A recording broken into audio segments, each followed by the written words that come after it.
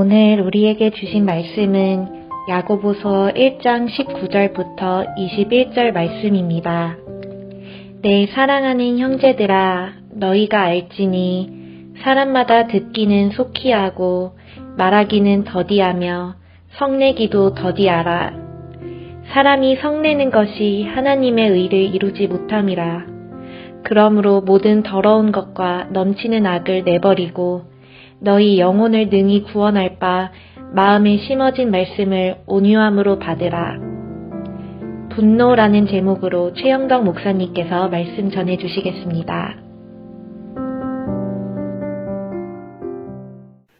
오늘 우리가 함께 살펴볼 책은 만나교회 김병삼 목사님의 성공의 7가지 장애 중 3번째 글 분노입니다. 그리고 참고적으로 이기주 작가의 글의 품격도 함께 참조를 합니다. 인생을 살아갈 때 우리의 삶에 장애물이 상당히 많은데 그 장애물 중에 가장 문제가 되는 것은 외적 요인보다 내적 요인이라는 것을 목사님은 책에서 말씀하십니다. 대표적으로 7가지가 있습니다. 교만, 질투, 분노, 탐욕, 탐심, 게으름, 정욕. 그중 분노에 대하여 생각을 하고자 합니다. 분노는 인간의 기본 감정인 희노애락 가운데 하나인 노에서 연유된 감정입니다. 분노는 사랑, 흥분, 슬픔, 두려움, 불안 같은 감정과 마찬가지로 하나님의 형상대로 지음받은 인간에게 주어진 대표적인 감정입니다. 건전한 분노는 삶의 부조리한 상황을 각성하게 만듭니다. 또 잘못된 것을 시정하려는 의지로 발전하게 되어 정의를 이루는 시발점이 되기도 합니다. 하지만 반대로 분을 이기지 못하여 자신의 감정에 침몰되어 버리게 되면 자신뿐만 아니라 다른 사람에게까지 큰 상처를 남길 수가 있습니다. 우리 감정의 대부분은 건전한 분노인 의분보다 성을 내는 악분에 노출되어 있어 삶을 살아갈 때 큰 장애물이 됩니다. 이기주 작가의 책 글의 품격에서 한국 사람들의 선풀, 악플을 언급하는 부분이 상당히 공감을 얻어 소개를 합니다. 김찬호 사회학자의 모멸감이라는 책에 따르면 우리나라의 경우 공인, 일반 사람들, 환경, 사건의 평가에 대한 댓글에는 선풀보다 악플이 4배가량 많이 달린다고 합니다. 일본은 그 반대입니다. 선풀이 악플의 4배 정도 됩니다. 특히 튤립의 나라 네덜란드에서는 선풀이 악플보다 무려 9배나 많다고 합니다. 그러면 우리 사회의 악성 댓글과 혐오 표현이 만연한 이유는 무엇일까요? 우리가 인터넷 공간에 막말을 내뱉으며 품어내는 적의의 정체는 무엇일까요? 대체적으로 3가지로 답을 할 수가 있습니다. 첫째, 대한민국의 경제 성장의 압축 성장이 후유증으로 말미암아 나타나는 경우라는 것을 사회학자들은 이야기하고 있습니다. 경제 성장에 비해 정신 성장이 쫓아오지 못했다는 것입니다. 두 번째, 치열한 경쟁에 내몰린 이들이 느끼는 좌절감과 열패감이 인터넷 공간에서 언어적 폭력의 형태로 표출되는 것으로 분석하는 심리학자들도 있습니다.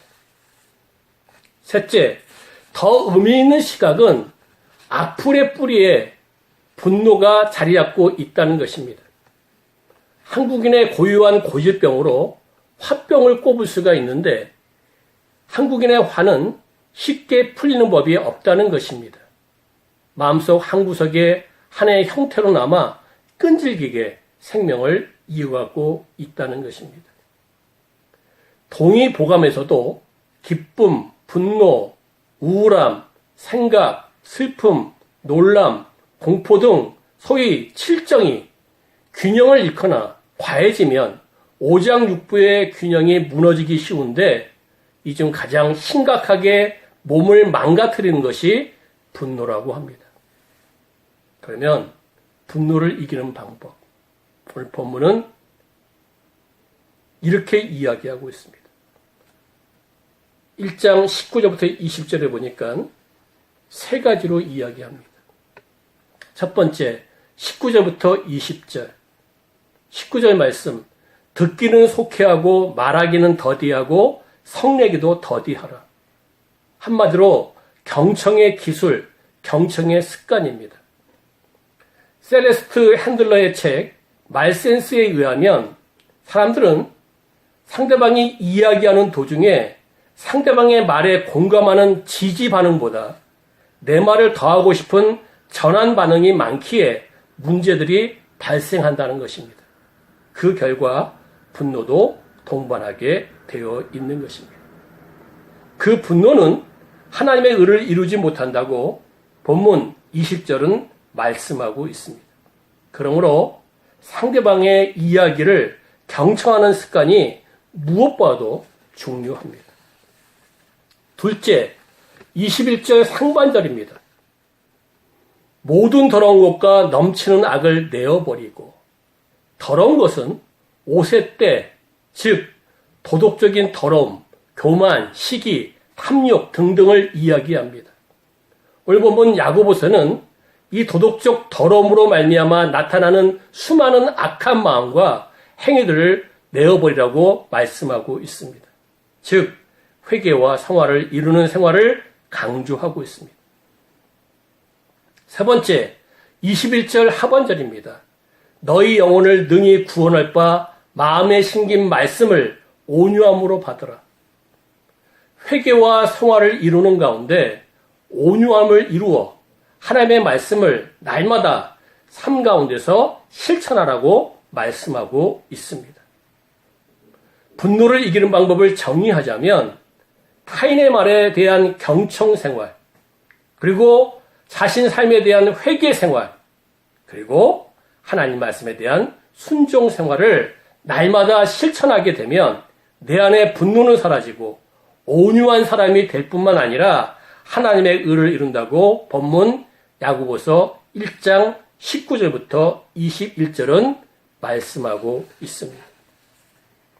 사람마다 성도마다 차이가 있겠지만 내 앞길을, 내 삶을, 내 신앙을 방해하는 가장 큰 요인은 분노입니다. 모세도 이 분노로 말미암아 자신이 가장 바라는 소망인 가나안 목지에 들어가지 못했습니다. 분노는 여태껏 삶을 마이너스로 만드는 최악의 장애물입니다. 성도 여러분, 날마다 경청생활, 회개생활, 순종생활을 생활함으로 하나님의 의도 이루고 귀하게 쓰임받는 모든 심령들 되시기를 주님의 이름으로 축원합니다. 기도하겠습니다. 하나님 아버지, 우리가 인생을 살아갈 때 여러 가지 장애물들을 만나는데 그 중에서 가장 큰 장애물이 내 안에 있는 분노입니다. 하나님, 오늘 본문은 말씀하고 있습니다. 늘 상대방의 말을 잘 듣는 경청생활을 습관할 수 있도록 인도하여 주시고 뿐만 아니라 늘 회개하는 생활을 하게 하시고 그리고 가장 중요한 것은 하나님 말씀을 분초마다 순종하는 생활입니다. 이 세 가지 생활을 잘하게 되면 온유한 사람이 되어 보다 하나님의 사람으로 발견될 뿐만 아니라 하나님의 의를 이루고 그리고 귀하게 쓰임받을 줄 믿습니다. 그러한 모든 심령들 되기를 하나님 도와 주시옵소서. 이제는 우리 구주 예수 그리스도의 은혜와 하나님 아버지의 크고 오묘하신 사랑과 성령님의 감화감동 교통 충만하심의 역사가 오늘도 분노를 이기며 온유한 사랑으로 하나님께 영광 돌리기 원하는 귀한 심령들 위해 영원토록 함께 계실지어다. 아멘.